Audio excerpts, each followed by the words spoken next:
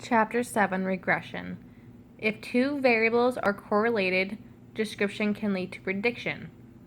Predictive accuracy increases with strength of the underlying correlation. Also discussed is a very prevalent phenomenon known as regression toward the mean.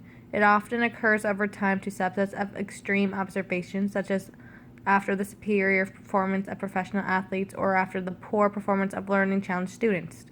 Children. If misinterpreted as a real effect, regression toward the mean can lead to erroneous conclusions. 7.1 Two rough predictions.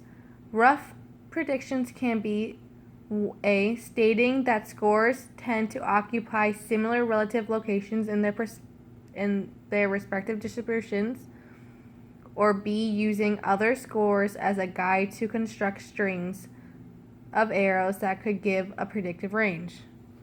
Figure 7.1 shows this. 7.2 A regression line. A regression line is a line in the graph that guides the string of arrows and can be used to predict the relationship between two variables. Figure 7.2 shows a regression line using the greeting card example. A regression line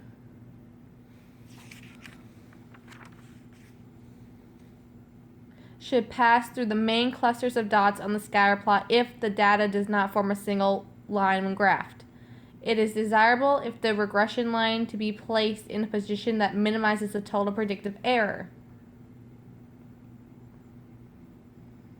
7.3 Least squares regression line. The placement of regression line minimizes the total squared predictive error, the total for all squared predictive errors. This line is often referred to as the least squared regression line and produces a more favorable prognosis for the predictions. If you look on page 160, the formula for least squares regression equation is there.